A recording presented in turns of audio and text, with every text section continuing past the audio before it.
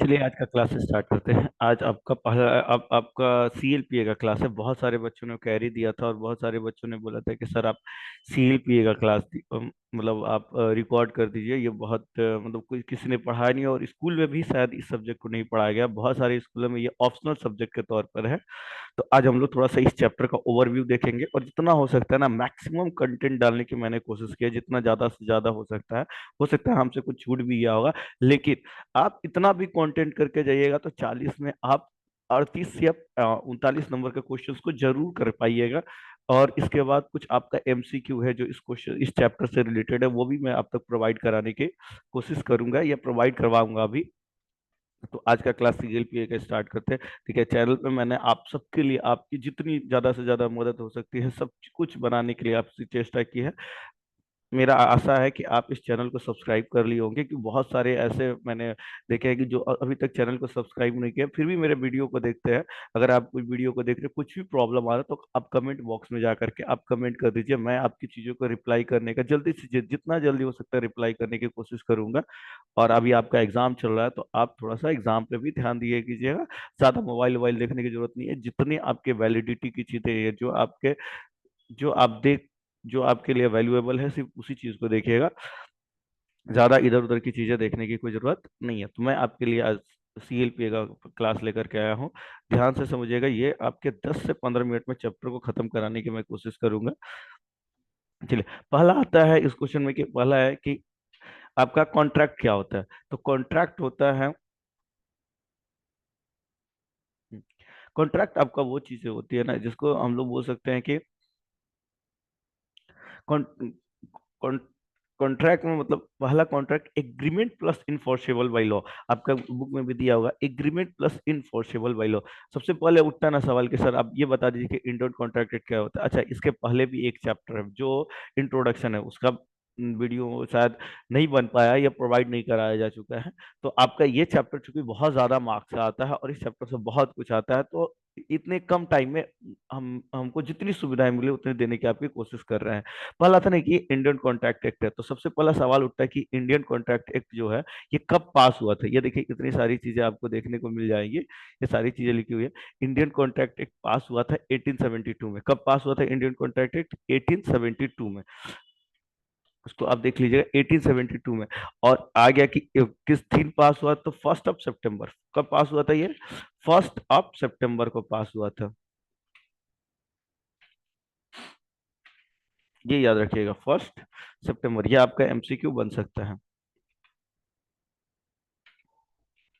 अब आते हैं कॉन्ट्रैक्ट। पहला है ना कि agreement plus enforceable by law क्या होता है कॉन्ट्रैक्ट। तो अब बोलता है कि एग्रीमेंट क्या होता है, जहां ऑफर प्लस एक्सेप्टेंस होना उसको हम लोग क्या बोलते हैं? एग्रीमेंट बोलते हैं। ये आगे सब कुछ समझेंगे क्या होता है। ऑफर क्या क्या होता है या फिर ऑफर कैसा होना चाहिए। पहला, आप सामने वाला आदमी को लीगल ऑफर दिए, इलीगल ऑफर नहीं। इसका ऑफर के अलग अलग काइंड्स भी होते हैं, अलग अलग प्रकार के भी ऑफर होते हैं। आगे जाकर के पढ़ेंगे कितने तरह के ऑफर सब। Essential of the proposal, proposal के लिए क्या क्या जरूरी होता है। इसके बाद कम्युनिकेशन ऑफ ऑफर, आपको कैसे ऑफरर से बात करना चाहिए। एक तो जाता है दूसरा एक्सेप्टेंस। एक्सेप्टेंस भी लीगल होना चाहिए, इलीगल एक्सेप्टेंस वैलिड नहीं होती है। फिर कम्युनिकेशन टू द एक्सेप्टेंस, आप क्या बात करें, कैसे आप अपना कम्युनिकेशन किए हैं, कैसे इसको रेडी किए हैं, ये सारी चीजें आपको इसमें पढ़ने मिलेगी। अब आता है कि कॉन्ट्रैक्ट क्या होता है। ये याद रखिएगा, कॉन्ट्रैक्ट है पहला इसेंशियल एलिमेंट है। क्या क्या टाइप्स ऑफ कॉन्ट्रैक्ट है ये सारा नीचे जाकर के हम लोग पढ़ेंगे। पहला कॉन्ट्रैक्ट क्या होता है। Contract is an agreement enforceable by law. वो चीजें जो एग्रीमेंट है और लॉ के तहत बनाई गई है ना उसको हम लोग क्या बोलते हैं। वो चीजें जो क्या है, एग्रीमेंट है और लॉ के तहत बनाई गई है उसको हम लोग क्या बोल सकते हैं। ये ध्यान दीजिएगा, ये एग्रीमेंट है और इन्फोर्सेबल बाय क्या है, लॉ। एग्रीमेंट और इन्फोर्सेबल बाय क्या है, लॉ। ये ध्यान रखेंगे, इन्फोर्सेबल बाय लॉ होना चाहिए। इसके बाद होता है कि ऑफर और एक्सेप्टेंस क्या होता है। ऑफरर ना, एक सामने वाला आदमी एक ऑफरर होता है, तो सामने किसी एक पार्टी को ऑफर देता है कि ये चीजें आप एक्सेप्ट कीजिए। आगे नीचे जाकर के पढ़ेंगे ऑफरर कौन होता है, ऑफरी कौन होता है।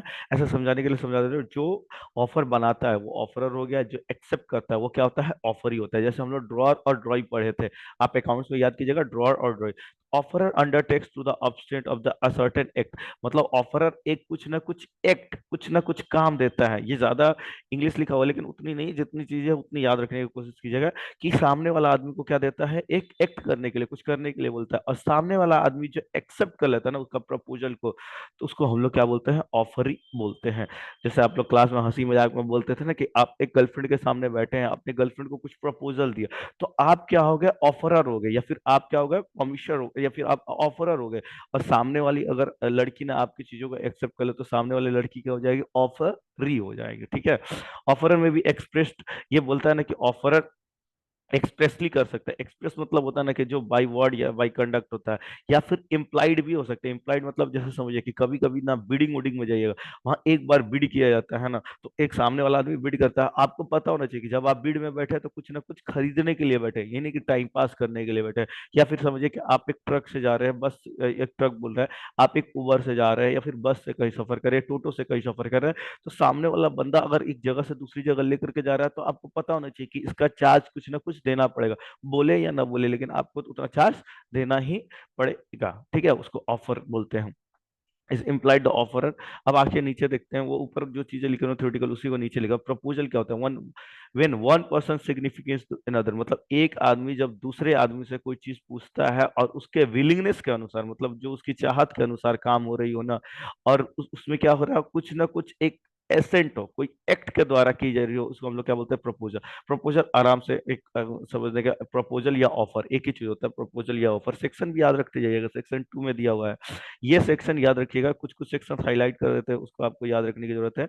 कॉन्ट्रैक्ट का सेक्शन और ये ऑफर का सेक्शन आता है, ये एग्जाम के लिए ध्यान रखिएगा, प्रपोजल या ऑफर का। तो सामने वाला आदमी को हम कुछ न कुछ करने के लिए दे रहे हैं, उसके विलिंगनेस के अनुसार, मतलब सामने वाला आदमी की भी इच्छा होनी चाहिए वो चीज लेने की।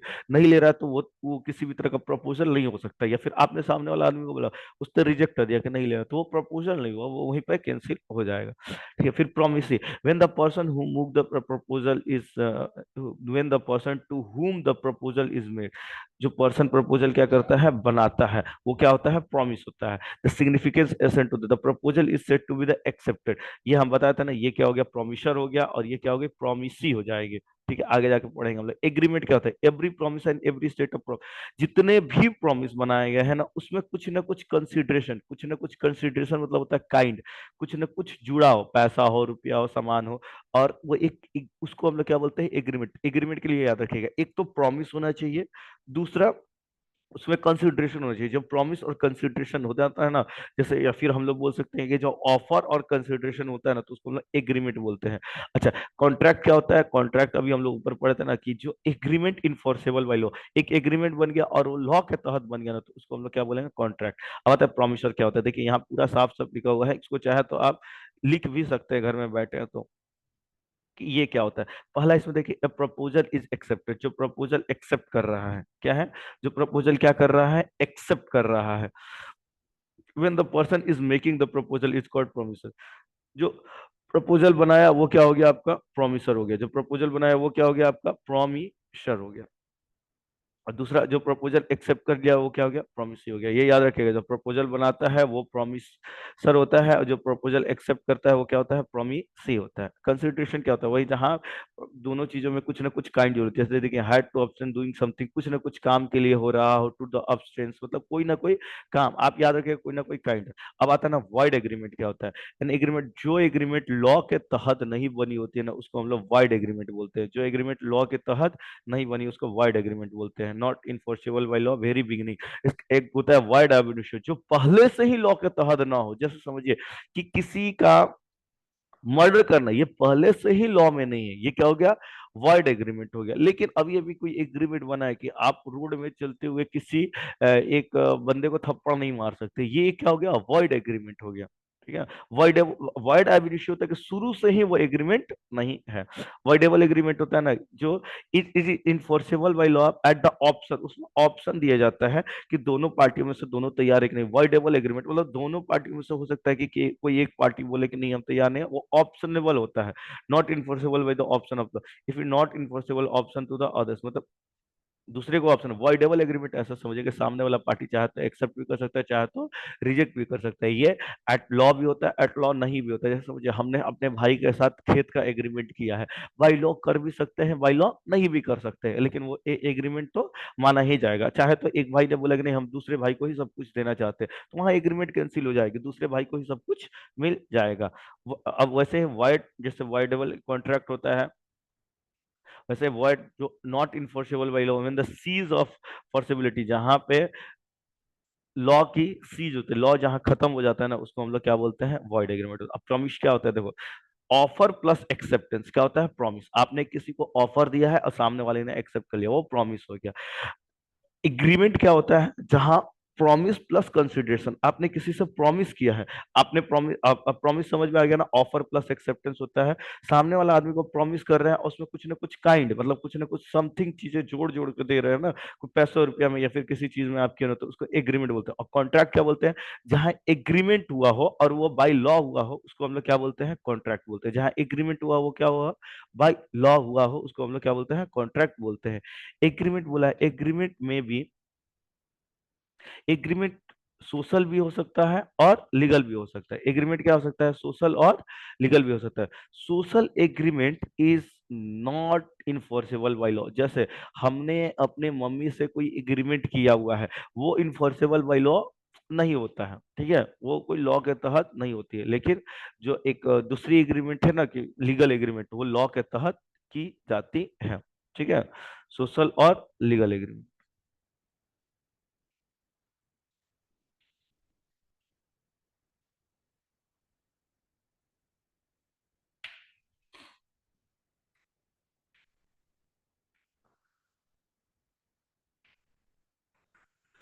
चलिए नीचे देखते हैं प्रपोजल क्या होता है। अभी हम लोग पढ़ रहे थे ये proposal, when one person significance signifies, इसको थोड़ा बड़ा कर देते हैं, आपको दिखेगा।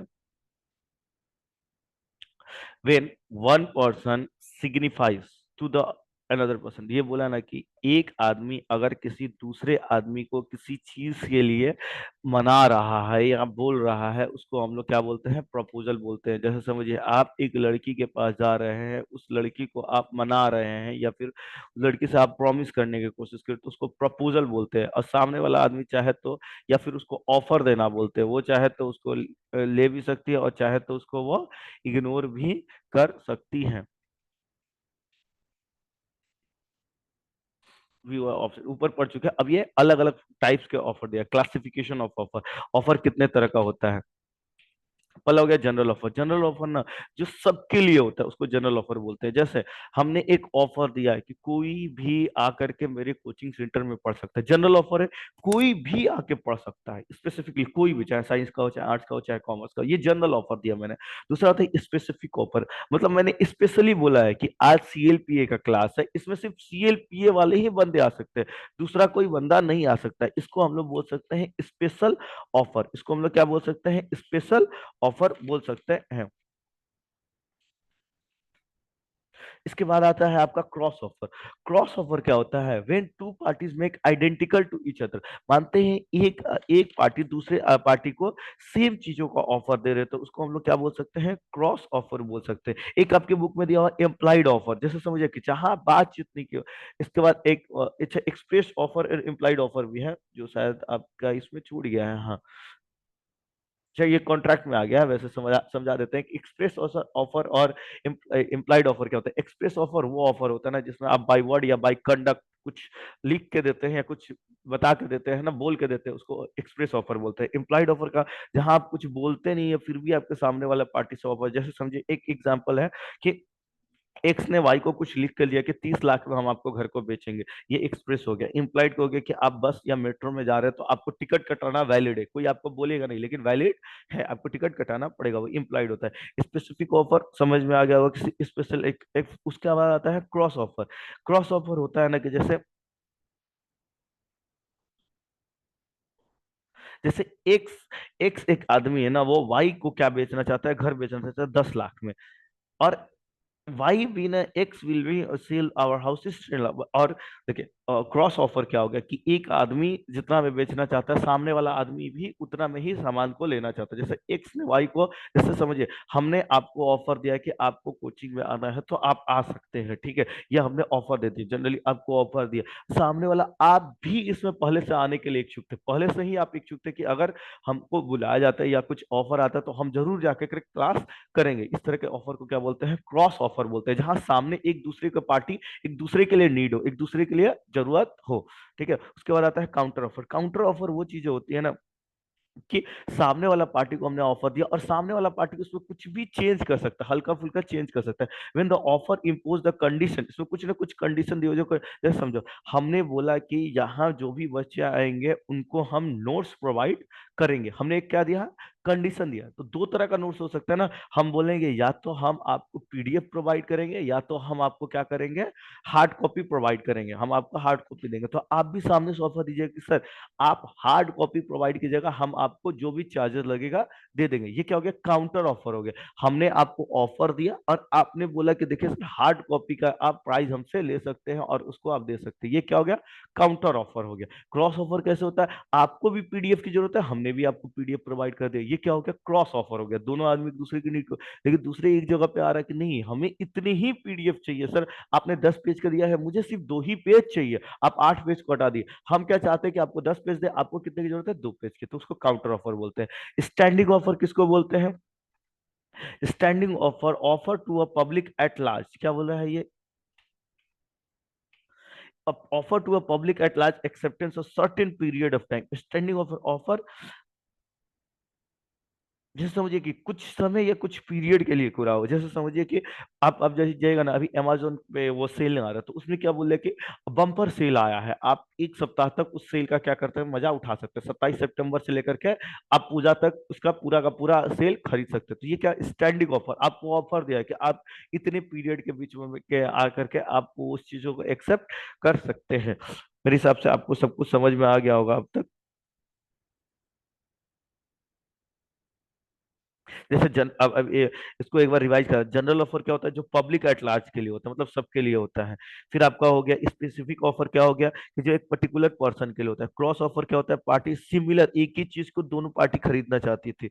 फिर काउंटर ऑफर क्या हो कि सामने वाला आदमी कुछ देना चाहता था सामने वाला पर्सन को, लेकिन उसमें कुछ कंडीशन डाल करके दिया था, तो उस कंडीशन को चाहे तो वो मॉडिफाई करा सकते हैं। स्टैंडिंग ऑफर क्या होता है? जो ऑफर लंबे पीरियड के लिए होता है ना, उसको स्टैंडिंग ऑफर बोलते हैं। एक्सप्रेस ऑफर क्या हो गया? जो ऑफर लिख के या रिटर्न, बाई रिटर्न या स्पोकन में दिया तो एक्सप्रेस ऑफर होता है। और इम्प्लाइड ऑफर क्या होता है कि जो ऑफर आपको बाई कंडक्ट आपको समझ में आ जाए कि नहीं ये मेरे लिए ऑफर है, उसको हम लोग क्या बोल सकते हैं? इम्प्लाइड ऑफर बोलते हैं। अब नीचे आते हैं, देखिए कि essential of valid, valid contract के लिए, वैलिड कॉन्ट्रैक्ट के लिए क्या क्या होना जरूरी है? पहला है कि ऑफ अ वैलिड कॉन्ट्रैक्ट, ठीक है। ओहो, ये समझ के चलिए वैलिड कॉन्ट्रैक्ट है, ठीक है। अब वैलिड कॉन्ट्रैक्ट, अच्छा, एज पर सेक्शन 10, कुछ कुछ चीजें होती है जो सेक्शन 10 में दी हुई है, कुछ कुछ चीजें जो सेक्शन 10 में नहीं दी है, फिर भी आपको वैलिड कॉन्ट्रैक्ट के लिए करना पड़ेगा। पहला हम बताते हैं, वैलिड मतलब लीगल कॉन्ट्रैक्ट के लिए। पहला, अगर जो सेक्शन 10 में नहीं है वो पहले देख लेते हैं। पहला कि एग्रीमेंट में दो आदमी का होना तो जरूरी है। दूसरा, एग्रीमेंट लीगल होना चाहिए, लीगल फॉर्मेलिटी तैयार होना चाहिए, इंटेंशन लीगल होना चाहिए। तीसरा, सर्टेनिटी ऑफ मीनिंग, इसका कुछ ना कुछ मतलब होना चाहिए, बेफिजूल में कोई एग्रीमेंट नहीं होता है। फिर पॉसिबिलिटी ऑफ परफॉर्मेंस, उसको हम कर पाए ऐसा ही एग्रीमेंट होना चाहिए। अब आते हैं एज पर जो गिवन सेक्शन 10 दिया हुआ है, उसमें क्या क्या दिया हुआ है वो देख लेते हैं। कि पहला क्या दिया हुआ कि आपको ऑफर और एक्सेप्टेंस है। अब सामने वाला आदमी को ऑफर दिए हैं और सामने वाला आदमी क्या होना चाहिए? उस ऑफर को क्या करना चाहिए? एक्सेप्ट भी करना चाहिए। इसको हम लोग बोल सकते हैं, पहला ये हो गया कि आपका ऑफर एंड एक्सेप्टेंस है। दूसरा दिया हुआ फ्री कंसेंट। फ्री कंसेंट का मतलब हो रहा है ना, कंसेंट मीन्स होता है एक्नॉलेजमेंट, मतलब सामने वाला आदमी को नॉलेज होना चाहिए, पता होना चाहिए कि आपने उसको क्या एग्रीमेंट दिया है। जैसे हम लोगों ने बोल दिया कि ए बी को मारेगा तो हम उसको 1,000 रुपया देंगे, बी ने एग्री कर लिया, here the agreement enter to a question hence, मतलब अच्छा, ए बी को मारेगा और तो हम लोग ने ये चीजें एक्सेप्ट कर ली, लेकिन ये इलीगल है, फ्रॉड है, फ्री कंसेंट में ही आता है। जैसे ये देखिए, the consent obtain the free consent has said the free, it is not a cause by coercion. Coercion मतलब होता है ना कि हम किसी पे थ्रेट, दबाव नहीं दे सकते हैं किसी समझिए, फ्री कंसेंट का मतलब क्या होता है, फ्री होना चाहिए। फ्री कंसेंट मतलब उसके ऊपर किसी तरह का दबाव दे करके, जो जबरदस्ती एग्रीमेंट नहीं होनी चाहिए, या फिर कॉन्ट्रैक्ट नहीं होना चाहिए, जो जबरदस्ती का कॉन्ट्रैक्ट, उसको free consent. Capacity of parties मतलब आपको ऐसे आदमी के साथ करना चाहिए जो उस क्या कर सके, उस कॉन्ट्रैक्ट को ले सके। जैसे आप अनसाउंड माइंड से नहीं कर सकते। अनसाउंड माइंड मतलब होता है जो आदमी पागल है, या फिर जो आदमी के अंदर किसी काम करने की क्षमता नहीं है, आप उसके साथ एग्रीमेंट नहीं कर सकते। दूसरा दिया और कि डिस्क्वालिफाइड बाय लॉ, जो आदमी को लॉ ने मना किया है कि नहीं आप इसके साथ एग्रीमेंट नहीं कर सकते, आप उसके साथ एग्रीमेंट नहीं, जो डिस्क्वालिफाइड बाय लॉ है, लॉ ने उससे हटा दिया है। या फिर दो होता है एलिमेंट, जैसे हम लोग आगे पढ़ेंगे इसमें, जो एलियन एनिमी होते हैं ना, जैसे समझिए, हम अपने शत्रु देश से क्या कर सकते हैं, कॉन्ट्रैक्ट नहीं कर सकते हैं। अच्छा चलिए, अब ध्यान से इसको भी समझ रहे, फ्री कंसेंट वाला में ना, पहला क्या हुआ, capacity of party. Capacity of party में कौन कौन होते हैं, पहला आता है ना इसमें कैपेसिटी ऑफ पार्टी में माइनर। माइनर के साथ ध्यान ध्यान से सुनिएगा, माइनर के साथ हम कॉन्ट्रैक्ट नहीं कर सकते। पहला है माइनर के साथ हम कॉन्ट्रैक्ट नहीं कर सकते। यदि यदि हम माइनर के साथ कॉन्ट्रैक्ट करते भी हैं, माइनर कौन होता है, या 18 वर्ष के नीचे का तो करते हैं, तो वो माइनर पहले से वॉइड अब इनिशियो होगा, मतलब वो किसी भी चीज के लिए वॉइड अब इनिशियो पहले से ही इलीगल होगा, ठीक है। उसके बाद अगर वो बन जाता है तो सिर्फ फायदे के लिए बनेगा, नुकसान के लिए नहीं बनेगा। तीसरा, वो जब क्या बोलते हैं मेजर हो जाएगा, तब वो उस कॉन्ट्रैक्ट में वैलिड हो जाएगा। मतलब मानते हैं 18 से ज्यादा का उम्र हो गया, 17 वर्ष मिल गया तो 18 वर्ष हो गया, तब उसको कॉन्ट्रैक्ट वाला आदमी मान लेंगे। उसके बाद दूसरा आता है ना अनसाउंड माइंड। अनसाउंड मतलब वाला होता है इडियट, लुनैटिक या ड्रंकेड पर्सन। मतलब कोई एक आदमी बहुत दारू पी रखा है, आप उसके साथ एग्रीमेंट नहीं कर सकते जिस समय वो दारू पिया है। हाँ, जिस समय नॉर्मल है आप उस समय कर सकते हैं। इडियट मतलब हो गया कि जो आदमी अब मेंटली डिसऑर्डर है, वो काम करने की क्षमता नहीं, उसके साथ आप नहीं कर सकते। लुनैटिक मतलब होता है जो सीरियस मेंटल, हाँ, लुनैटिक सीरियस मेंटल डिसऑर्डर हो सकता है। इडियट मतलब ऐसा समझिए कि जो आदमी इनकैपेबल है काम करने के, आप उसके साथ एग्रीमेंट नहीं कर सकते। उसके बाद दिया हुआ कि डिस्क्वालीफाइड, आप शत्रु देश के साथ, शत्रु देश में जो है ना उनके साथ आप कॉन्ट्रैक्ट नहीं कर सकते हैं। जो इंसॉल्वेंट है, मतलब पहले से ही जिसके पास एकदम मतलब जिसके पास पैसों की एकदम कमी। इंसॉल्वेंट मतलब होता है ना जो जिसको हम लोग जो दिवालिया घोषित हो चुका है, उसके साथ आप कॉन्ट्रैक्ट नहीं कर सकते हैं। कन्विक्ट, जिसको कोर्ट ने बोला हुआ कि उसने किसी न किसी जुर्म को किया हुआ है, उस आदमी के साथ आप एग्रीमेंट नहीं कर सकते हैं, ठीक है। फ्री कंसेंट क्या होता है, फ्री कंसेंट में पहला होता है कॉर्सन, मतलब आप किसी को दबाव दे करके कॉन्ट्रैक्ट नहीं करवा सकते। फ्री कंसेंट मतलब आप किसी को दबाव दे करके कॉन्ट्रैक्ट नहीं करा सकते हैं। दूसरा है अनड्यू इन्फ्लुएंस, मतलब आप अपने मतलब आप भाई बहन के बीच में जो एग्रीमेंट हो रहा है, या रोज रिलेशनशिप्स में एग्रीमेंट होते हैं ना, उसको आप एक फ्री कंसेंट नहीं बोल सकते। जैसे समझिए कि कोई आप भाई बहन के बीच में हुआ है, या फिर माता पिता के जो बच्चे और पिता के बीच में हुआ है एग्रीमेंट, ये फ्री कंसेंट होता है, समझ रहे हैं ना। उसके बाद होता है कि हाँ, उसके बाद आता है कि फ्रॉड, आप किसी के साथ धोखाबाजी करके एग्रीमेंट नहीं कर सकते हैं, ये एग्रीमेंट नहीं करने की चीज है, ये सब एग्रीमेंट नहीं कर सकते। अच्छा, एग्रीमेंट क्या होना चाहिए, लॉफुल एग्रीमेंट होना चाहिए, मतलब आपको लॉ के अनुसार लीगल ऑब्जेक्ट होना चाहिए, उसका ऑब्जेक्ट भी क्या होना चाहिए, लीगल होना चाहिए। Agreement not declare by word, मतलब ये लॉ के द्वारा मना किया हुआ नहीं होना चाहिए। अब आता है कॉन्ट्रैक्ट कितने तरह का होता है। पहला होता है वैलिड कॉन्ट्रैक्ट, वैलिड समझ गए ना हम लोग, जिसमें ऊपर वाली जितनी चीजें हैं सब चीज रहे तो वो वैलिड कॉन्ट्रैक्ट। वाइड कॉन्ट्रैक्ट क्या होता है, जो इन्फोर्सेबल बाई लॉ नहीं होता है, उसको हम लोग क्या बोलते हैं, वॉइड कॉन्ट्रैक्ट बोलते हैं। जो इन्फोर्सेबल बाई लॉ नहीं होता है, जिसमें लॉ की सीज कर दिया जाता है, जिसमें लॉ को क्या कर दिया जाता है, सीज कर दिया जाता है, खत्म कर दिया जाता है, वो वॉइड कॉन्ट्रैक्ट होता है। वॉइडेबल क्या होता है, an agreement is enforceable by law as the option of one or more parties but not the option of the other party. मतलब हमने एग्रीमेंट बनाया है, लेकिन हमने सामने वाला पार्टी को क्या किया है, कोई ऑप्शन नहीं दिया है, सिर्फ हम ही उसमें राजी हो रहे हैं। मतलब एक ही पार्टी को पता है कि करना है और नहीं करना है, ठीक है। उस तरह के इलीगल जो लॉ के द्वारा ना हो वो इलीगल होता है। अनफोर्सेबल कॉन्ट्रैक्ट, अनइनफोर्सेबल कॉन्ट्रैक्ट मतलब contract is a good substance but having a technical defect, मतलब उसमें आपने कॉन्ट्रैक्ट तो बना लिया है, बस उसमें कुछ ना कुछ टेक्निकल डिफेक्ट, आपने यहाँ से चांद पर जाने का कॉन्ट्रैक्ट बना लिया भाई, अनइनफोर्सेबल है। हाँ ये सब चीजें वैलिड है, आप बना सकते हैं, पर इसको लागू तो नहीं किया जा सकता। आप यहाँ से चांद पे कैसे जा सकते हैं? चांद पे जाने के लिए आपको साइंटिस्ट होना पड़ेगा, कोई आम आदमी थोड़े दिया जा सकता है। इसके बाद बोलते हैं एक्सप्रेस, जो चीजें लिख के या बोल के दी जाए उसको जहां भी बोले एक्सप्रेस या ना, उसका मतलब क्या होता है? जो लिख के या फिर बोल के दी जाए। उसके बाद आता है आपका implied, implied where the contract is a proposal otherwise in the word, मतलब जो वर्ड के द्वारा ना हो, मतलब अदरवाइज, ऐसे ही कंडक्ट के द्वारा पता चल रहा हो। क्वासी कॉन्ट्रैक्ट क्या होता है? क्वासी या टैसिट कॉन्ट्रैक्ट भी आपका में दिया हुआ है। क्वासी कॉन्ट्रैक्ट पहले समझ लेते हैं क्या होता है, इसको समझे ना कि ये law creates to and in force, ये फोर्सफुली कॉन्ट्रैक्ट हो जाता है। जैसे समझिए, आपने बस में किसी का पर्स गिरा हुआ देखा है, तो आप उसके साथ तो एग्रीमेंट या फिर कॉन्ट्रैक्ट नहीं बनाना चाहते, पर उस आदमी को आपको वो पर्स लौटाना पड़ेगा, इसको बोलते हैं क्वासिक कॉन्ट्रैक्ट। इसके अलावा एक टैसिट कॉन्ट्रैक्ट होता है, जो यहाँ छूट गया है उसको ई कॉन्ट्रैक्ट। टैसिट कॉन्ट्रैक्ट वो होता है ना, जैसे यहाँ दिया इम्प्लाइड के साथ टैसिट भी कॉन्ट्रैक्ट आपका बुक में अलग से दिया। और टैसिट कॉन्ट्रैक्ट होता है ना, सामने वाला आदमी आपको जानता नहीं है फिर भी आप उसके साथ एग्रीमेंट कर ले, तो वो होता है टैसिट कॉन्ट्रैक्ट। जैसे समझिए, टैसिट कॉन्ट्रैक्ट या इम्प्लाइड एक ही द्वारा, कंडक्ट के द्वारा जो समझ, जैसे आप एटीएम में जाकर के पैसा निकाल रहे हैं, याद रखिएगा टैसिट कॉन्ट्रैक्ट है। एक एग्जाम्पल एटीएम आएगा, एटीएम से जाकर के आप पैसा निकाल रहे हैं, तो आप सामने वाला पार्टी कोई नहीं बैठा, आप क्या कर रहे हैं उसमें अपना एक कार्ड डाल रहे हैं, कार्ड में पिन कोड डाल रहे हैं और निकाल रहे हैं, उसको हम लोग क्या बोलते हैं? Tacit contract. ई कॉन्ट्रैक्ट क्या बोलते हैं?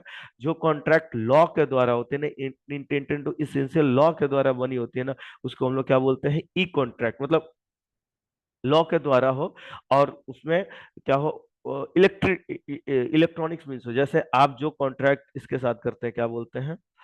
अरे हाँ, अमेजोन या फ्लिपकार्ट के द्वारा जो कॉन्ट्रैक्ट कर रहे हैं इसको ई कॉन्ट्रैक्ट। आप सामने वाला पार्टी को कुछ ना कुछ लिख के दे रहे हैं, सामने वाला पार्टी भी आपको रिस्पॉन्स दे रहा है कि अच्छा आप ये सेल कर सकते हैं, ये खरीद सकते हैं, दो आदमी है ना कॉन्ट्रैक्ट में, इसको हम लोग बोल सकते हैं ई कॉन्ट्रैक्ट। लेकिन टैसिट कॉन्ट्रैक्ट में ऐसा नहीं होता है, आप एक पिन मारते हैं वो पैसा निकल के आ जाता है। अब बोलते हैं एग्जीक्यूटेड कॉन्ट्रैक्ट। जैसे समझिए, हम दुकान में सामान लेने गए, सामने वाले ने हमें सामान दे दिया, ये हो गया एग्जीक्यूटेड कॉन्ट्रैक्ट, वहीं पे कॉन्ट्रैक्ट खत्म हो गया।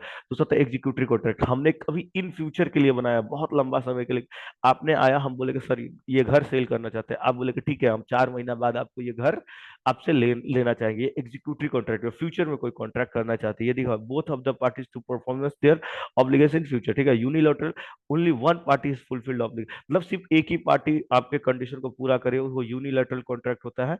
और बाइलैटरल कॉन्ट्रैक्ट क्या होता है? जहां दोनों पार्टियां आपकी चीजों को पूरा कर रही है, उसको हम लोग बोलते हैं बाइलैटरल कॉन्ट्रैक्ट। ठीक है, अभी तक मेरे हिसाब से आपको सब कुछ समझ में आ गया होगा। इसमें और भी चीजें दी हुई हैं, जैसे मिस अप्रोप्रिएशन क्या होता है? मिस अप्रोप्रिएशन होता है जो आपसे गलती से कोई चीजें हो रही है उसको हम लोग बोलते हैं मिस अप्रोप्रिएशन। ठीक है, तो आज का क्लास यही तक रखते हैं।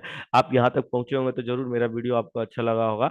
आप चैनल को लाइक शेयर और सब्सक्राइब कर दीजिए। ठीक है, हम हमसे जितना भी बन पड़ा है ना, मैंने आपको बताने की कोशिश की है। आज के क्लास के लिए थैंक यू।